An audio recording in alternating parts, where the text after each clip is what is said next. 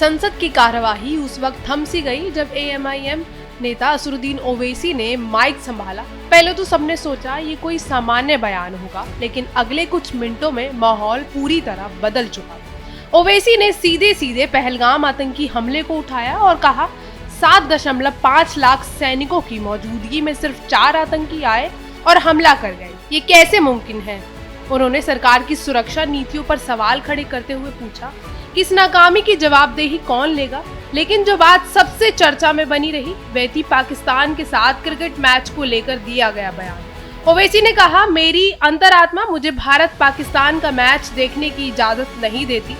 इस बयान के बाद सत्ता पक्ष और विपक्ष दोनों में हलचल मच गई। क्या ओवैसी देश की भावनाओं के साथ खेल रहे हैं या उन्होंने एक ऐसा सवाल छेड़ दिया है जिससे सरकार बच नहीं सकती। क्या ये सिर्फ एक बयान था या आने वाले चुनावी विमर्श की दिशा तय करने वाला आगाज?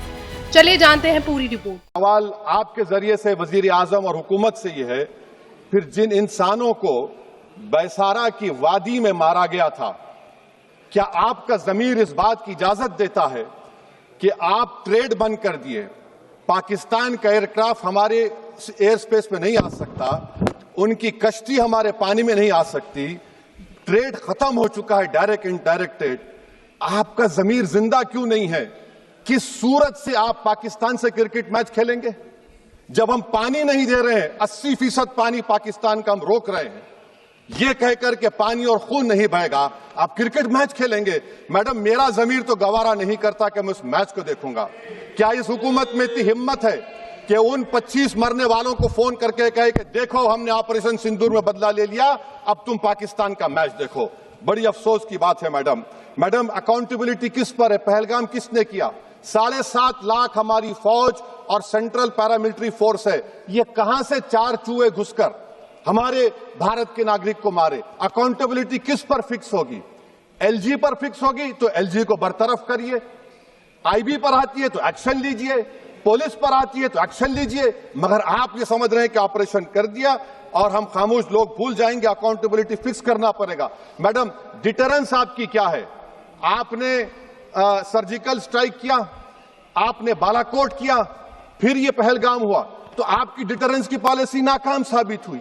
कश्मीर की पॉलिसी नाकाम साबित हुई। 370 हटा दिया आपने एक रियासत को UT बना दिया और उसके बावजूद भी दहशतगर्द वहां पर पहुंच गए। तो और अफसोस मुझे इस बात का होता है मैडम कि पाकिस्तान को हम जानते हैं, पाकिस्तान और इजराइल इस पूरी दुनिया में एक फेल्ड स्टेट है और पाकिस्तान के आर्मी चीफ को, जिससे हमारे स्ट्रेटेजिक रिलेशनशिप, इसको अपना दोस्त कहते हैं, उस देश का प्रेसिडेंट उस शख्स को बुलाकर खाना खिलाता है अपने साथ जिसके भाषण से हमारे लोग मारे गए थे। तो क्या आपकी खर्जा पॉलिसी कामयाब हुई? आप देख लीजिए। अच्छा, हमारे देश में एक ऐसी तंजीम है जिसका वजूद नफरत की बुनियाद पर और मजहबी अज़वियत को फैलाने के लिए बनाया गया। उनको तकलीफ है सेकुलरिज्म से, सोशलिज्म से, मगर हमारे संविधान के प्रियम्बल में लफ्ज सॉवरेन है।